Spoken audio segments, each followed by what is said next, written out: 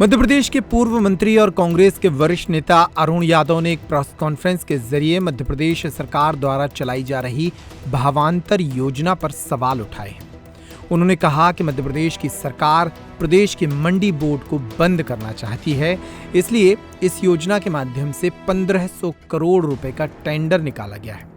नियम के तहत मंडी बोर्ड को लोन नहीं लेना चाहिए, लेकिन मंडी बोर्ड के माध्यम से बड़ा लोन लिया गया है। उन्होंने शिवपुर में किसानों को राहत राशि वितरण में किए गए घोटाले का मुद्दा भी उठाया। सुनिए अरुण यादव की ये प्रेस कॉन्फ्रेंस। आपको सबको विदित है कि देश और प्रदेश की जितनी हमारी अग्रणी संस्थाएं, सरकारी संस्थाएं हैं, सने सने उन सबको बेचने का एक लंबा सिलसिला पिछले 12-15 सालों से देश में चल रहा है। और आप सबको पता है कि देश का हमारा अन्नदाता किसान अपनी मांगों को लेकर सालों से संघर्ष करता आ रहा है। और एमएसपी जिसको लेकर पूरा देश आंदोलित था, लाखों की तादाद में दिल्ली की सरहद पर हमारे अन्नदाताओं ने संघर्ष किया, जो संघर्ष लगभग 8 महीने से ज़्यादा चला। लेकिन प्रदेश देश की सरकार ने जो हमारे किसान भाइयों की मांगे थी एमएसपी की, इसको आज तक पूर्ण नहीं किया है। मध्य प्रदेश भी उससे अछूता नहीं है। मध्य प्रदेश एक ऐसा प्रदेश है जहां पर पिछले 18 सालों से भारतीय जनता पार्टी की सरकार है। 18 में से लगभग 16 साल शिवराज सिंह चौहान खुद प्रदेश के मुख्यमंत्री रहे और आज देश के कृषि मंत्री हैं। जिस प्रदेश का कृषि मंत्री देश का कृषि मंत्री है, उसी प्रदेश में आज हमारा किसान भाई फिर से आंदोलित है। और सदैव एमएसपी की बात हम लोग करते रहे, प्रदेश में, देश में भी करते, अन्नदाता करता रहा है। और एक ऐसी योजना फिर से लागू करने का प्रयास किया जा रहा है जो सुपर फ्लॉप रही। भावांतर योजना जिसको लागू करने के लिए उन्हीं के कैबिनेट के लोगों ने नाराजगी जताई, प्रदेश के सरकार के कैबिनेट के लोगों ने। आज हमारा सोयाबीन जिसकी एमएसपी 5300 रुपये होनी चाहिए सरकार के कानून के हिसाब से, 3500-3000 रुपये हमारा किसान का सोयाबीन होना बिक रहा है। वैसे ही एवरेज जो औसतन पर एकड़ का उत्पादन होना चाहिए वो 1.5 से 2 क्विंटल प्रति एकड़ आया है, जो मैं समझता हूँ अभी तक के पिछले 15 सालों में सबसे कम उत्पादन सोयाबीन का हुआ है। प्रदेश में इस बार बड़े पैमाने पे लोगों ने मक्का लगाया और उत्पादन भी अच्छा हुआ है। लेकिन आज मक्का 1200-1300, हमारे गांव में तो परसों 1000 बिका। उसका एमएसपी होना चाहिए था 2300 रुपया। न मंडी में बिक रहा है और व्यापारी सस्ते दरों पर हमारी उपज को खरीद रहा है। प्रदेश की एक ऐसी संस्था हमारी है मंडी बोर्ड, जिसको आप सब जानते हैं, और किसान की रीढ़ की हड्डी माना जाता है।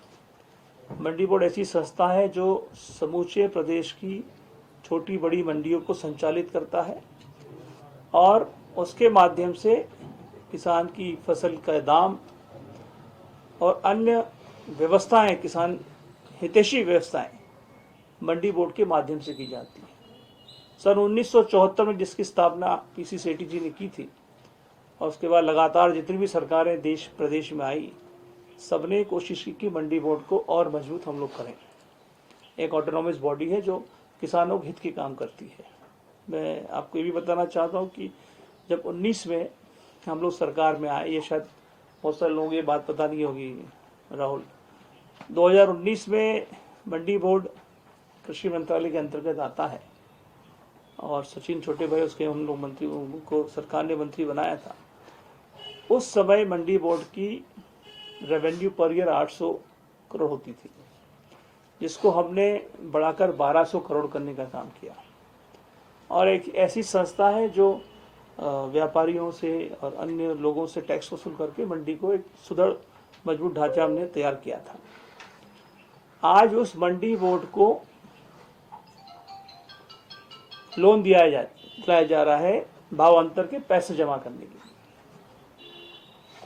प्रदेश की सरकार, निर्वाचित सरकार आपकी है, भावांतर का पैसा अगर आपको देना है तो आप शासन पैसा ले लोन बैंक से और भावांतर का पैसा किसानों को चुका दे। अभी तक भावांतर का पैसा किसी को मिला नहीं है। ये पहली बार मैं सुन रहा हूँ कि एक ऑटोनॉमस बॉडी जो किसानों के हित के लिए काम करती है उसको कर्जे का टेंडर निकाला गया है। ये भी फर्स्ट टाइम मैंने सुना है कि सरकार टेंडर निकाल रही है। कल ये बड़ी हास्यास्पद स्थिति है। एक टेंडर कल 26/10 को, हाँ 26/10 को कल ही निकला शायद, ये आज के सॉरी ये टेंडर दैनिक भास्कर में निकला है, जिसमें सरकार कह रही कि हम मंडी बोर्ड के लिए लोन लेना चाहते हैं। फर्स्ट टाइम मैंने सुन रहा हूं कि कोई प्रदेश की सरकार कर्ज लेने के लिए कर्ज लेने के लिए टेंडर निकाल रही है, फर्स्ट टाइम। और 1500 करोड़ रुपए लोन लेकर मंडी बोर्ड लोन लेगी। अरे भावांतर का पैसा अगर देना तो कृषि विभाग लोन क्यों नहीं ले रहा है, मंडी बोर्ड क्यों लोन ले? ये जिम्मेदारी सरकार की है कि किसानों को पहली तो एमएसपी, भावांतर तो कुछ है ही नहीं, एक सुपर फ्लॉप योजना फिर से लागू करने का काम करें जिससे नियत स्पष्ट है कि आप किसानों की मदद करना ही नहीं चाहते। अगर भावांतर का पहले तो एमएसपी पे हमारा अनाज खरीदिए, आप हमारा उपज को खरीदिए जो नहीं खरीदी जा रही है। लोन ले रहे हैं, विभाग को लोन लेना चाहिए तो मंडी बोर्ड लोन लेगा, उसके माध्यम से आप किसानों को पैसा दे। एक व्यवस्था, एक संस्था जो थोड़ी बहुत किसान के हित में काम करती है, उसको भी बंद करने की एक सुनियोजित व्यवस्था प्रदेश द्वारा चलाने का प्रयास किया जा रहा है। ये मंत्री जी की नोटशीट है, देखी होगी आपने। इधर सिंह कंसाना जी कह रहे हैं कि हम सक्षम नहीं है, हम लोन लेके भावांतर का पैसा नहीं दे सकते हैं। पहले दिन नोटिस बनाई जाती है कि हम पैसा नहीं दे सकते, फिर उसको कैंसिल कर दिया जाता है।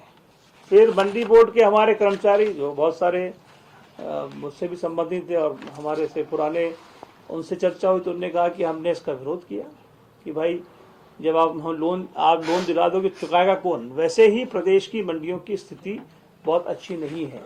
आज भी लगभग प्रदेश की कई मंडियां ऐसी हैं जहाँ पर सचिव की नियुक्तियां नहीं हुई है। वहाँ का इंस्पेक्टर वर्ग, वहाँ का जो सेकंड थर्ड लेवल का अधिकारी है वो मंडी का संचालन कर रहा है, जहाँ जबकि होना चाहिए वहाँ पर सचिव, मंडी सचिव की नियुक्ति होना चाहिए, जो नहीं हो रही है। फाइनेंशियल व्यवस्था मंडी की पहले से ही कमजोर है और फिर आप उसको लोन दिलाना चाहते हैं। तो हम प्रदेश की सरकार से ये पूछना चाहते हैं, मुख्यमंत्री जी से, कि आप मुख्यमंत्री हैं, देश का कृषि मंत्री आपके प्रदेश का है। अभी फसल की नुकसानी का पैसा दिया गया, चुनिंदा प्रदेश के चुनिंदा जिलों में चुनिंदा किसानों को पैसा मिला होगा। और खुद के विदिशा में भी, हमें राहुल बता दे, विदिशा का रहने वाले राहुल मुझे कहते हमारे जिले में किसी को नहीं मिला फसल नुकसानी का पैसा, विदिशा किसी को नहीं। प्रदेश के मुश्किल से 10-12 जिलों में चिन्हित करके जहां मुख्यमंत्री जी का इंटरेस्ट रहा होगा वहां पर पैसा किसानों को नहीं दिया, बाकी जगह नहीं दिया। मंडी अधिनियम 1972 का आप चाहेंगे तो उसका मैं डिटेल दे दूंगा। उसमें कहीं भी मंडी में प्रावधान नहीं है कि हम राशि लोन लेगी, मंडी लोन लेगी और मंडी भुगतान करेगी, ये कहीं पर भी नहीं है। तो मोटी बात यह है साथियों कि प्रदेश की सरकार जिसकी नियत सदैव ही किसानों के प्रति खराब रही है और पिछले सालों से, 20 सालों से देश का, प्रदेश का हमारा अन्नदाता आंदोलित रहा है अपनी मांगों को लेकर। हमारी प्रदेश की सरकार और माननीय मुख्यमंत्री से बहुत स्पष्ट सीधी मांग है कि मंडी बोर्ड एक ऑटोनॉमस बॉडी है जो थोड़ा बहुत किसानों के हित में काम करती रही पिछले सालों में। उसको बंद करने का एजेंडा मत लाइए। पहले तो भावांतर हमें नहीं चाहिए, हमें एमएसपी चाहिए। एमएसपी पे हमारी फसल को खरीदिए मुख्यमंत्री जी।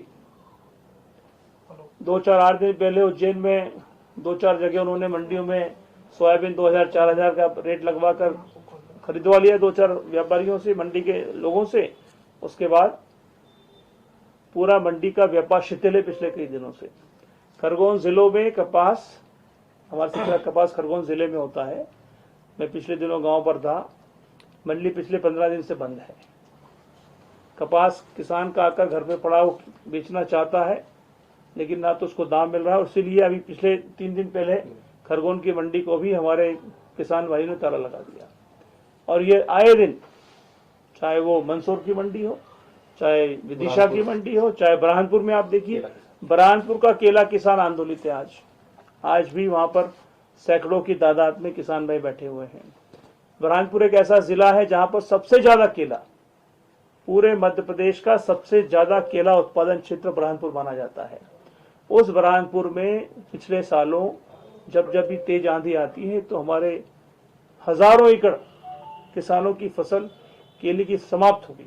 और मैं समझता हूं सबसे महंगी फसल केले की होती है, जिसमें बहुत सारा खर्च किसान को पहले करना पड़ता है। आज किसान को दाम नहीं मिल रहा है। सालों से ये मांग हम कर रहे हैं कि उसका बीमा होना चाहिए। अगर बीमा हो जाए तो जब किसान केले की फसल खराब हो तो कम से कम बीमा से बैक सपोर्ट किसान को बीमे के माध्यम से मिल जाए। आज तक वो व्यवस्था प्रदेश की सरकार ने नहीं दी। शिवराज सिंह चौहान से कई बार मैं खुद भी उसमें सम्मिलित था, हमने मुख्यमंत्री। देखिए, एक बड़ी ही शर्मनाक घटना कल इंदौर में हुई है। वुमेन्स क्रिकेट का मैच वहाँ हो रहा था, ऑस्ट्रेलिया वर्सेस इंडिया, जहाँ पर एक हमारे अतिथि जो टीम ऑस्ट्रेलिया से आई थी, उसकी एक प्लेयर के साथ कोई घिनौनी हरकत की गई है। ये देश के लिए भी, प्रदेश के लिए भी और हम इंदौर के लिए भी, क्योंकि हम सब तो इंदौर के आसपास के रहने वाले हैं, बहुत ही शर्मनाक बात है। बहुत बड़ी घिनौनी हरकत की गई। आरोपी को खैर पकड़ा गया है, लेकिन ये जो घटना स्पष्ट करती है कि कितनी लचर व्यवस्था, प्रशासनिक पुलिस व्यवस्था मध्य प्रदेश की है। कितनी लचर व्यवस्था इंदौर की पुलिस की है कि हम अपने अतिथियों का भी सुरक्षा नहीं कर पा रहे हैं। जो बाहर से आए हैं, चुनिंदा दिनों के लिए आए हैं, मैच कल खत्म हो जाएगा, चले जाएंगे यहाँ से। जो काम पुलिस को और स्थानीय प्रशासन को करना चाहिए, अगर वो व्यवस्थाएं ठीक जो देते शायद, तो ये इस तरह की सुरक्षा की व्यवस्थाओं का प्रबंध ठीक से होता, शायद ये घटना वहाँ नहीं होती। ऊपर से मैंने कहीं सुना कि माननीय कैलाश जी का कोई स्टेटमेंट आया है, और वो स्टेटमेंट भी बड़ा दुर्भाग्यपूर्ण है कि एक इतने senior leader Bharatiya Janata party के इस तरह का बहुत ही घिनौना, मैं कह सकता हूँ, बयान उन्होंने दिया है। और उसमें मैं उसको यहाँ रिपीट भी आपके सामने नहीं करना चाहता हूँ। तो ये भी स्पष्ट करता है कि जो प्रशासन में लोग बैठे हैं, जो मंत्री बैठे हैं, उनकी मानसिकता कैसी है, उनका व्यवहार कैसा है, उनकी क्या सोच है। कैलाश विजयवर्गीय जी का स्टेटमेंट उनकी सोच को दर्शा रहा है।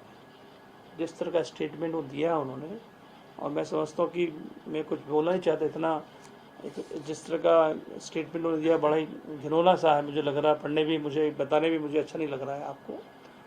तो ये उनकी मानसिकता को उजागर करता है। हम पूरा देश उस घटना को लेकर शर्मसार हैं आज, और हिंदुस्तान की रेपुटेशन को ग्लोबली हमने दाग लगाने का काम हमारे इंदौर के घिनौने अपराधी ने किया है। तो व्यवस्थाएं अगर ठीक होती तो ये घटना शायद नहीं होती। और आज गृह मंत्रालय का तो आपको पता ही सबको क्या स्थिति बनी हुई है। मुख्यमंत्री खुद उसके मुखिया हैं, उस विभाग के मंत्री हैं। उन्हीं के विभाग में ये तमाम घटनाएं मध्य प्रदेश में होती हैं, चाहे धार की घटना हो, चाहे इंदौर की घटना हो, चाहे अन्य ज़िलों में आए दिन गैंग रेप होते हैं, हमारी बच्चों की बेटियों के साथ दुष्कर्म किए जा रहे हैं। दिवाली के दिन इंदौर में ही आपने देखा होगा कि अब 3 अपराध हुए और 3 जगह लूटपाट और इस तरह का अपराध वहाँ के अपराधियों ने किया। तो समूचा प्रदेश लचर व्यवस्था में है और ये पूरा प्रदेश एक लूट की दुकान बन चुका है। यहाँ शासन प्रशासन नाम की कोई चीज़ नहीं है। देखिए, वही मैंने पहले भी आपसे कहा कि जब फसल खराब होती है तो जिम्मेदारी पटवारी की, तहसीलदार की, एसडीएम की होती है कि वो जाकर सर्वे करें और सर्वे के अनुसार उसको उचित मुआवजा दे। ये जिम्मेदारी कृषि विभाग के अधिकारियों की होती है। ये पहली बार घटना नहीं है श्योपुर की, ऐसी कई घटनाएं मध्य प्रदेश में हो चुकी है, कई ज़िलों में हो चुकी है कि मुआवजे का पैसा किसान को न मिलते हुए नेता, अभिनेता और सरकारी लोगों के जेबों में चला गया। और वही घटना श्योपुर की आपने बताई, जहां उनके खुद के भारतीय जनता पार्टी के जिला अध्यक्ष इस बात को कह रहे हैं कि जो पैसा किसानों को मिलना चाहिए था वो पैसा अधिकारियों के और कर्मचारियों के खातों में चला गया है। तो कुल मिलाकर मैंने पहले ही कहा था कि लचर व्यवस्था पूरे प्रदेश में बनी हुई है। आज श्योपुर में भी बाढ़ की स्थिति बनी हुई है। समूचा धान, सोयाबीन, कपास, जितनी फसलें बारिश में निकलनी चाहिए थी वो सब नष्ट हो चुकी हैं और किसी भी किसान को कोई व्यवस्था नहीं दी गई। अभी आज मुझे बताया गया कि धान के घोटाले कहाँ हो गए हैं। बालाघाट में 5 करोड़ का हो गया, सतना, सीधी, जबलपुर में करीब 47 करोड़ का धान घोटाला हुआ है। तो ये प्रदेश अब घोटालों का प्रदेश बन चुका साथियों। और हम किसानों की मांगों को लेकर सदैव ही संघर्ष करते रहे हैं, आगे भी करते रहेंगे। और किसानों की लड़ाई कांग्रेस की लड़ाई है और हम इसमें किसानों के साथ में हैं। और मंडी बोर्ड बचा रहे, ये इसको वापस लूट ना लें चुनिंदा, उसके लिए हम पूरा सहयोग करेंगे। देखिए, किसी भी, चाहे वो व्यापार हो, चाहे अन्य कोई योजना प्रदेश सरकार या केंद्र सरकार की आती है, तो व्यवस्था क्या है। लैंड एक्विजिशन एक नियम बना है। जब मनमोहन सिंह जी प्रधानमंत्री थे, मैं कृषि मंत्री, उप मंत्री था, पार्लियामेंट में एक लैंड रिफॉर्म्स का बिल हम लोग लेकर आए थे, शायद आपकी जानकारी होगा, जिसमें हमने स्पष्ट कहा था कि जहां भी किसानों की जमीन अगर किसी योजना के लिए लेना है तो उसको 4 गुना मुआवजा देना होगा। स्पष्ट है, बहुत क्लियर है। मैं आपको बता देना चाहता हूं कि एनटीपीसी का पावर प्लांट हमने लगाया था बड़वा के पास, एक जगह है सीलदा, जिसमें 2000 से ज़्यादा एकड़ ज़मीन किसानों की हमने एक्वायर की थी। इसमें 4 टाइम्स किसानों को मुआवजा मैंने दिलाया था। प्रदेश केंद्र की सरकार, कांग्रेस की सरकार द्वारा दिया गया था। और पावर प्लांट लगा रिकॉर्ड टाइम में। आप नोट चेक करा सकते हैं। हिंदुस्तान में एनटीपीसी का रिकॉर्ड टाइम में प्लांट लगाया गया। एक भी किसान की शिकायत कलेक्टर, एसडीएम तक नहीं गई, क्योंकि हमने जो कहा था सो हमने किया। और स्पष्ट रिफॉर्म्स में लिखा हुआ है लैंड एक्विजिशन बिल में, 4 गुना किसान की जमीन आपको लेनी होगी, तभी आप उसकी जमीन को एक्वायर कर सकते, जिसका पालन कहीं भी देश या प्रदेश में नहीं हो रहा है। नकली बीज, नकली खाद पूरे देश भर में खुलेआम बिक रहा है। व्यवस्था ऐसी की गई थी कि कोऑपरेटिव की प्राइमरी सोसाइटीज है, आप सहकारिता को जानते होंगे जो लोग, जिसमें व्यवस्था थी कि किसान को सस्ते दर पर खाद, रासायनिक खाद, बीज गांव की जो सोसाइटी होती है वो देगी, सरकारी सोसाइटी देगी।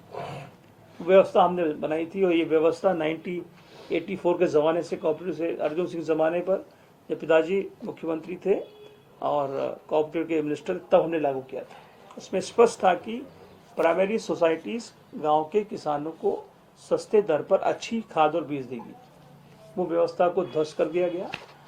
आज जो खाद 400-250 में मिलना चाहिए सोसाइटी में, उसका ब्लैक मार्केटिंग हो रहा है बाजार में। वही खाद की बोरी बाजार में बिकती 450 में, किसान को नहीं मिल रही है। पूरे हमारे निमाड़ अंचल में जब कपास की खेती हुई 3-4 महीने पहले, 40% बीज बाहर से आया, नकली बीज किसानों को मिला। कपास का मिला, मक्का का मिला, क्योंकि शॉर्टेज थी तो थैली भर के स्टैंपिंग करके बीज थमा दिया गया, नकली बीज, जिसकी कई शिकायतें लोकल प्रशासन को हमने दी, लेकिन कोई कार्रवाई नहीं। इसी तरह से कई जगह नकली खाद भी दिया जा रहा है, खाद बेचा जा रहा है। और इनके पहले जो कृषि के मंत्री थे, आप सब जानते हैं कौन थे मध्य प्रदेश में, उनके कार्यकाल में मध्य प्रदेश में क्या हो ये सबको भी पता है। किस तरह से नकली खाद बनाकर उन्हीं के लोगों द्वारा पूरे प्रदेश में सप्लाई किया गया था। अब मुख्यमंत्री जी, कृषि मंत्री जी प्रदेश के, आप मध्य प्रदेश के कृषि मंत्री देश के हैं, उनकी तरफ से कोई कार्रवाई नहीं। वो आते हैं, भाषण देते हैं और चले जाते हैं। आज लगभग 2 साल उनको केंद्रीय मंत्री बने हो गए। बताइए कौन सी योजना? शिवराज सिंह चौहान जी, आप केंद्र के कृषि मंत्री हैं, बड़ा फंड आपके पास अलॉटमेंट होता है, कौन सा रिफॉर्म, कौन सा जनहित, कौन से किसान हितैषी एक योजना? माननीय शिवराज सिंह जी, मेहरबानी करके प्रदेश की जनता को बताएं, एक योजना आपने बनाई हो इससे एक भी अन्नदाता को, किसान को, मध्य प्रदेश को लाभ हुआ हो।